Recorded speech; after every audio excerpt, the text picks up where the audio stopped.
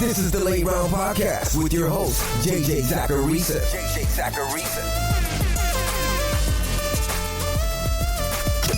What's up, everyone? It's JJ Zacharisa, and in this episode 946 of the Late Round Fantasy Football Podcast, sponsored by Underdog.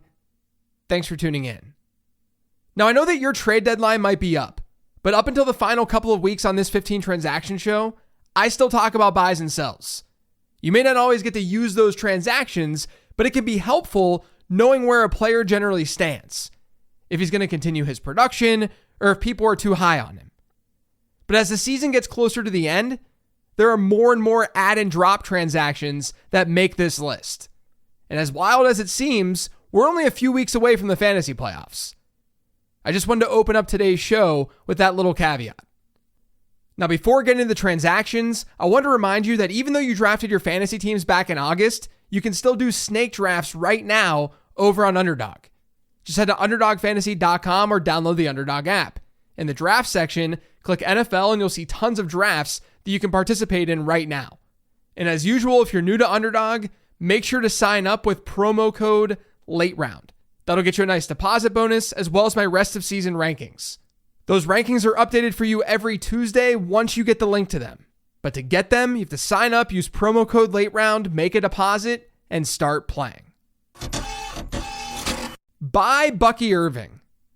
Now, I understand that most of the fantasy football world already recognizes that Bucky Irving's been an efficient back without this huge ceiling because of the presence of Rachaad White. If Rachaad White wasn't in Tampa Bay, everyone would be very high on Bucky Irving. But I think there's a chance for some high upside games down the stretch for Irving. Now, Irving's coming off a game in week 10 because they had a bye in week 11 where he ranked as a top 10 running back in PPR formats. I'm not trying to sell this as some buy low moment. It's just that we haven't seen a massive game from Irving this year. He's maxed out at 18.5 PPR points. And again, that's largely because of a split backfield. He hasn't had a 50% snap share since week 6. But I talked about this in the mailbag episode last week. Tampa Bay running backs, they play certain roles in this offense. Irving's kind of a do-it-all back. He can do everything for them. Rachaad White, though, takes more of the pass-catching duties. On the season, according to Fantasy Life data, White's seen about 77% of the team's long down and distance snaps. That's led to about a 14% target share per game rate. That's 6 percentage points higher than Bucky Irving's. So if you believe the Bucs are going to see negative game scripts, then Rachaad White would be your preferred running back in that backfield. But that might not happen down the stretch. The Buccaneers' remaining opponents through the end of the fantasy season, the Giants, Panthers, Raiders, Chargers, Cowboys, and Panthers. Not only does that give them the best remaining schedule by adjusted fantasy points allowed for running backs, but they'll likely be favorites in all but one of those games. And because that schedule looks so good, the guy who could benefit in that backfield is Bucky Irving, at least more so than what we might see from Rachaad White. That's why I think right now, Irving's a buy. Add Jaylen McMillan. So once again, the waiver wire is not that strong. Anecdotally, I feel like waiver wires this season have been the worst that I've ever seen as a fantasy analyst. So with that being said, I've talked about Jaylen McMillan in the past. I don't think this is like a smash ad. Like, you absolutely need to go after McMillan. But I do think that fantasy managers have given up on him too soon. I want to give him at least 1 or 2 more weeks. We have to remember, he suffered a hamstring injury before week 9. He missed that game. And then in week 10, he didn't get any run. Now, was it because the Buccaneers all of a sudden want to use Ryan Miller instead? Probably not. Just look at McMillan's usage throughout the season. Look at his skill set. Look at his prospect profile. It's pretty unlikely that they want to use those wide receivers over McMillan. It was probably because of his injury. Now, Mike Evans is set to be back soon, and that could limit McMillan's ceiling. But this might be a case where McMillan just needs a player like Evans on the field to take some of the pressure off. Because the fact is, McMillan was a pretty good prospect. He is playing in a pretty decent offense. And his schedule down the stretch, also pretty good. And we can't forget that we often see rookie wide receivers close out that first season better than how they started. Their second half numbers are usually way better than their front half numbers. So this may amount to nothing. I totally understand that. It's not like Jaylen McMillan has dominated since Chris Godwin got hurt. But I'm still anticipating that he runs a lot of routes in this Bucs offense. And it's an offense with a pretty strong rest of season schedule. Hold or buy Kyren Williams. So Kyren Williams started the 2024 season by recording a touchdown in 6 straight games. But since week 7, he's only found the end zone once. And that touchdown, it came through the air. It wasn't on the ground. The Rams were massive regression candidates with how they were scoring their touchdowns, at least to start the year. I talked about that on 10 Trends. From week 1 through week 7, they had 3 passing touchdowns and 8 rushing touchdowns. Regardless of what was going on with Puka Nacua and Cooper Kupp and the fact that they were sidelined, regardless of that, that number, the way they were scoring touchdowns, was going to regress. It was going to start skewing towards the pass more. The problem is that now it's gone too far in that direction. Over their last 4 games, those are 4 games with Puka Nacua and Cooper Kupp, LA has 10 passing touchdowns and 0 rushing touchdowns. Now, they've definitely been more pass heavy close to the end zone. Those kinds of things are happening. That's going to happen when your receiving weapons return to action. But 10 passing touchdowns without a rushing touchdown is not normal. The Rams should be somewhere in the middle. The expectation can't be the 3 to 8 pass to rush touchdown ratio they saw to start the year. But it also can't be 10 passing touchdowns and 0 rushing touchdowns. Now, there's definitely a narrative out there that suggests that Williams is performing worse in fantasy football because Cooper Kupp and Puka Nacua are back. There is some truth to that, but there's a lot of just dumb luck playing a role here. And the good news is that the Rams rushing schedule is a lot better than the passing one from now through the end of the year. Rams running backs have the 12th best rest of season schedule by adjusted fantasy points allowed. The quarterback one is 26th best. The wide receiver one, 22nd. And that same difference is seen during the fantasy playoffs. They get the 49ers, Jets, and Cardinals. Now, I'm not sure if Williams is just a straight up buy candidate because there's going to be a lot of anchoring bias involved with Kyren Williams. He started the season off so hot. People anchor their takes to how he started the season. What I do want to call out here, though, is that I do see Kyren Williams regressing back to the mean. He's going to score more touchdowns. And to me, the schedule does favor him more than the passing attack. So maybe at the end of the day, that does make him a buy. Add Christian Watson. Now, I know Christian Watson is not available in your league. But look, I got to cater to shallower leagues here too. He's still out there in 56% of Yahoo leagues. It's not like every 12-team league has Christian Watson rostered, but he should be added. He's getting more work in this Green Bay offense.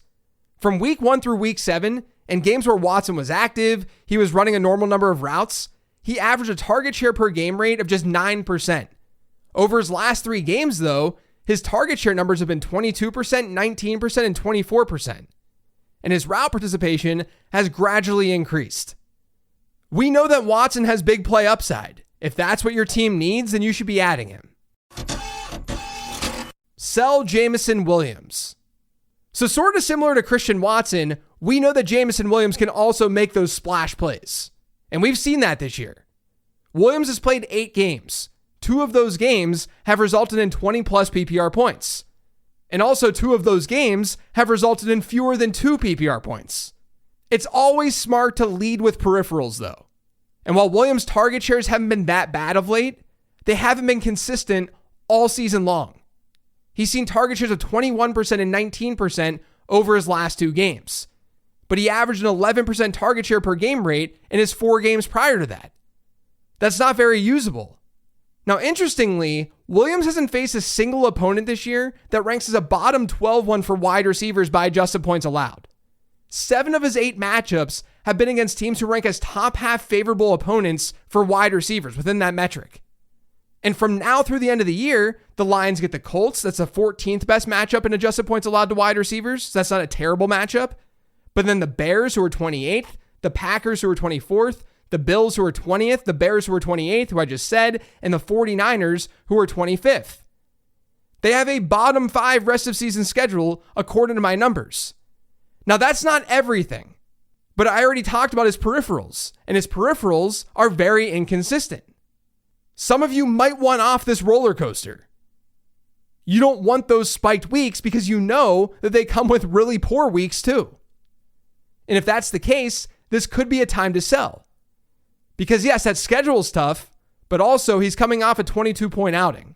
He had a good game in week 11. So right now might be the time to sell Jameson Williams. Add Elijah Moore. I've talked about Elijah Moore in the Sleeper Show, but let's just formalize things a little bit. Let's talk about him in the 15 transactions one. Amari Cooper's now been out of Cleveland for 4 games. Moore scored 10 plus PPR points in 3 of those 4 outings. He's averaging a 20.3% target share per game rate. That's not bad at all. And you might think that Moore's just been seeing low ADOT targets. That's not really the case. In week 11, according to PFF, his ADOT was 18.8. That was the highest on the Browns.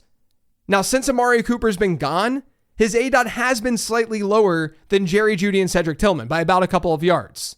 But we're not talking about like a Wan'Dale Robinson type role out of the slot for Elijah Moore. He's seeing pretty decent usage. Now, I said this before with Cedric Tillman, but Cleveland does have a pretty brutal schedule from now through the end of the fantasy season. They get Pittsburgh twice alongside Denver over their next 3 games. And then the fantasy playoffs, they get the Chiefs, Bengals, and Dolphins. So it's not a cakewalk. But I do think that Moore should be rostered in 12-team leagues. Buy Calvin Ridley. So people might be turned off by Calvin Ridley's week 11 stat line. But he did have a 51-yard touchdown that was taken away by an illegal formation penalty. Had he converted, then we're talking about a third 20-plus PPR point performance for Ridley across 4 games without DeAndre Hopkins. Calvin Ridley has been very good from a fantasy perspective without Hopkins. He's averaging a target share per game rate of 32% over this 4-game stretch. And despite not getting that touchdown, his PPR points per game is at 18. If he maintains that kind of usage, he's going to overperform rest of season. It's part of the reason I've been higher on him versus the market over the last month in my rest of season rankings. Because the Titan wide receivers have a top 5 schedule from here on out. And in the fantasy playoffs, they get the Bengals, the Colts, and the Jags. Those are all top half matchups for wide receivers. 2 of those matchups are top 5 ones. I truly think that Calvin Ridley has a legit chance to do some serious damage down the stretch. And I've been saying it for some time now, but not a lot of people care about this Titans offense. And understandably so. But there can still be good fantasy assets out of bottom half offenses. I think that's what we're getting with Calvin Ridley. Add Roshan Johnson. So we've talked about Roshan Johnson at times this year. Not a whole lot has come of those discussions. But with that being said, the Bears played their first game without Shane Waldron as offensive coordinator this past Sunday. And things were a little bit different in that backfield. In DeAndre Swift's 3 games leading up to that game on Sunday, he had running back rush shares of 90%, 84%, and 94%. Against the Packers, it was 58%. He ended up with the second lowest snap share of his season. And it's because Roshan Johnson took a lot of those short yardage downs. He had a 41.7% running back rush share, which was a season high. I say this all the time, but coaches dictate backfields. They can say, I want this backfield to be split regardless of the talent back there. And if they want to switch things up, they can switch things up. And we as fantasy managers, we have to listen because volume directly impacts fantasy football. Now, the Bears have a brutal rest of season schedule for running backs, but Johnson should still be rostered. He's a potential flex play in deeper formats with contingent upside. Hold Bo Nix. Bo Nix has averaged 21.5 fantasy points per game since week 4. And I just got to get it out there. He's not a streamer. He's a full-blown QB1 in fantasy football. And I think some of you need to hear that because Nix is still available in way too many leagues. I'm not sure things are going to substantially slow down either. According to PFF's expected fantasy points formula, Nix has actually played a little bit under expectation this season. And the same can be said when you look from week 5 onward. The Broncos also face a favorable quarterback schedule through the end of the year. And in the fantasy playoffs, they get games against the Colts. That's the 8th best matchup for quarterbacks by adjusted points allowed. And the Bengals, which is the 3rd best one. You may not be able to play only Bo Nix in your quarterback spot through the end of the year, but there's no chance that I'd be treating him as a backup at this point. Drop Deontay Johnson. Look, you need to look at your roster if you have Deontay Johnson, and you just need to ask yourself, is he more valuable than a high-end handcuff? And it's really hard to say yes, because in his 3 games with Baltimore, he's seen route participation rates of 27%, 8%, and 17%. That's laughably bad. Now, Johnson's likely going to see that number increase, or we would expect that to increase. But are you going to have enough confidence to actually slot him into your lineup when that time comes? Not only that, but the Ravens still have a bye in week 14. Like, I can understand holding on to Deontay Johnson on deeper rosters or ones where wide receivers mean a lot, in leagues where wide receivers get a lot of points and you're starting a lot of them. You can cross your fingers and just hold Deontay Johnson. But it's really hard to see a path to true relevancy at this pace. Like, even when the playoffs hit, if we haven't seen anything from Deontay Johnson, even if he does give us production, it's not going to be very predictable production. That's my fear. And we can sit here and we can say that Deontay Johnson's good, that he's better than Rashad Bateman. But the Ravens have their system. They do things the way they do them offensively. Baltimore, through their actions and even Deontay Johnson's play, they've shown us that he may not be their wide receiver too. And we need to all accept that. Add Adam Thielen. So Adam Thielen's set to return for the Panthers this week. He hasn't played since week 3 when he caught that touchdown against the Raiders. I don't think our expectations should be sky high with him, but I think he's worth a stash just to see what happens. I don't think judging Thielen on his 2.5 games in 2024 is really that fair. Not only is that a small sample size, but he was playing with Deontay Johnson at the time. The Panthers' offense was also largely a dumpster fire back then. He still had a respectable 1.47 yards per route run rate, though, during that time frame, earlier this year. That number's a lot better, for the record, than what Xavier Legette has seen all season long in yards per route run. I think we'll see 3 wide receiver sets of Xavier Legette, Jalen Coker, and Adam Thielen. The question is, who's going to play the slot? And I don't really have an answer for that right now. I think you just have to add Adam Thielen and see if he has any juice left. There's a chance that he becomes a target magnet in that offense because it lacks established pass catchers. Why not take the chance? Buy Jonathan Taylor. Now look, it's tough to be super optimistic about a running back playing in an offense with a mobile quarterback who's been pretty inaccurate all season long. But there's a chance that you can really buy low on Jonathan Taylor this week, because over his last 3 games, he scored 8.9, 14.2, and 7.0 PPR points. But his peripherals are absolutely there. He leads the NFL this year in games with a 100% running back rush share despite missing time this season. He's now hit that mark in 3 of his last 4. He's just been underperforming. According to PFF's expected fantasy points metric, Taylor should be at about 17.2 PPR points per game over his last 3. That's based on his volume and where he's seeing his touches. Instead, he's been at 10.0. That's the largest delta in the league. Now, there's nothing overly special about the Colts' rest of season schedule, and they get a tough one against the Lions here in week 12. It's just that if you want to make a higher upside move, this is probably the one to make. Add Amir Abdullah. Both Zamir White and Alexander Mattison were banged up in their week 11 loss to the Dolphins. That helped Amir Abdullah hit a 10-plus PPR point game for just the second time this season. If either guy is out this week, Abdullah could take on a larger role in that Vegas offense, especially on the pass catching front. So if both guys are out, he could be a flex-worthy play. And then also keep an eye on Dylan Laube. He'd get more run if White and Mattison are both out. You just want to monitor this situation. That's what this transaction's all about. White and Mattison would get priority over both Abdullah and Laube, obviously. So if only Mattison is out, then you'll want to snag Zamir White. It's more so that if both of them are out, then Abdullah and Laube would get a lot more run. Sell Austin Ekeler. So Austin Ekeler's put together a few big outings in a row. In week 9, we saw him score 17 PPR points against the Giants. In week 10, he had 18 PPR points against the Steelers. And then in week 11, he had 17.6 against the Eagles. Now keep in mind, Brian Robinson missed those games against New York and Pittsburgh. He was back last week though. And Ekeler did see his snap share drop a little bit to 52%. That was still better than his season-long average, but it's not a significantly high number. The thing is, Ekeler saw a season-best 28% target share against the Eagles. That's the crux of this transaction. His route participation has been okay all season long, but nothing in week 11 suggested that he should have seen that high of a target share. Aside from like the matchup, I'm talking about usage. He had a 59% route participation rate. He's been that high in the past. So you have to ask yourself, why hasn't his target share been that high?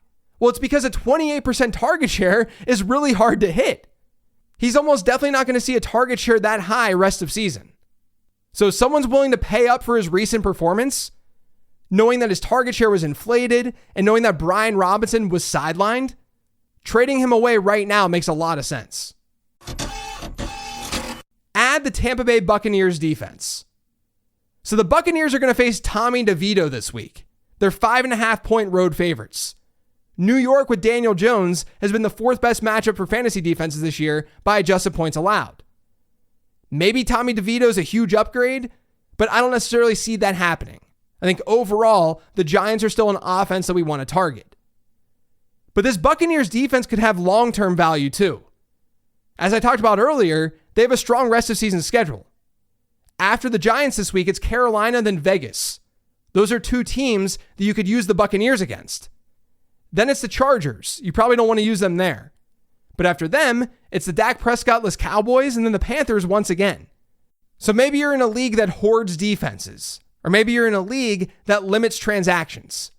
If that's the case, you might want to consider being a little bit more aggressive and getting Tampa Bay this week, because they could work through the end of the year for the most part.